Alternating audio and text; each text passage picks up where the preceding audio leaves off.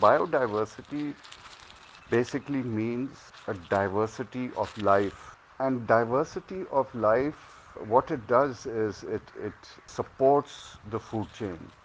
If you remove certain items from the chain, the whole chain collapses.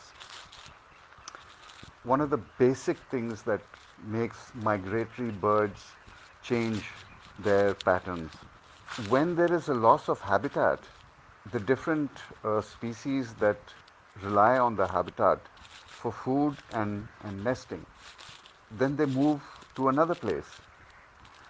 If they won't get their food in my home, they'll go to some other home. All the different ducks and geese and coots and all these are flamingos and everything else, they rely on water bodies.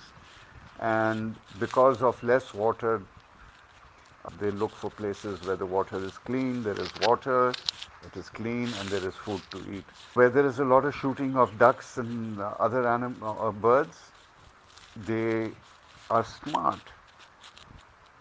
They have memories which are passed on from generation to generation.